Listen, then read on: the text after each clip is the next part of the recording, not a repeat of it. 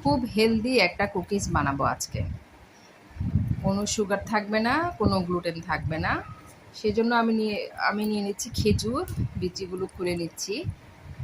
এরপর খেজুরগুলোকে সুন্দর করে ছোট ছোট করে পিস করে নেব।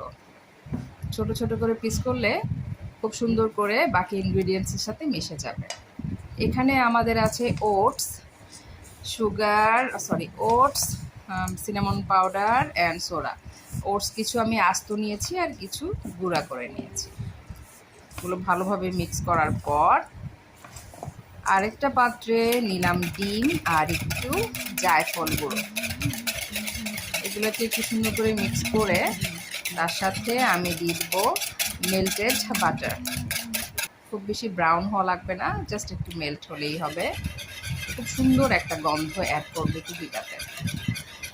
তারপর এগুলোকে মিক্স করে দিয়ে দিলাম ভ্যানিলাটা অল্প দেওয়ার জন্য ডিমের গন্ধটা চলে যায়।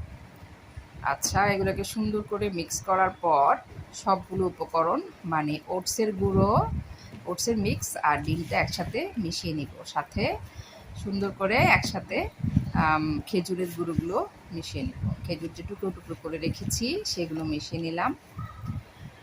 তারপরেতে আরেকটু সুইটনেস অ্যাড করার জন্য আমি দিয়েছি ওয়ালনাট কুচি।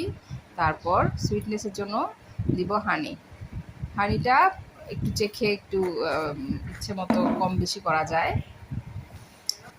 সবগুলোকে ভালোভাবে মিক্স করার পর হাত দিয়ে এরকম গোল গোল বল করে ইচ্ছে মতো ছোটো বড় করা যায়, তার কোনো নির্দিষ্টতা নেই। আমি এরকম একটু বড় করে গোল করে চ্যাপটা করে নিয়েছি।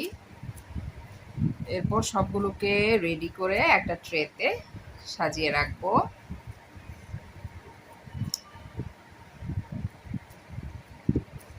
এভাবে ট্রেতে রেখে আমরা এটাকে কিছুক্ষণ 15 থেকে 20 মিনিট রেফ্রিজারেটরে একটু রেস্টে রাখতে পারি।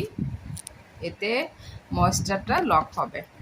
বাস, আমরা 20 থেকে 25 মিনিট বেক করার পর 180 ডিগ্রি সেলসিয়াসে আবার কুকিগুলো রেডি হয়ে গেল। খুবই হেলদি একটা ব্রেকফাস্ট ট্রাই করতে পারেন। থ্যাংক ইউ সবাইকে।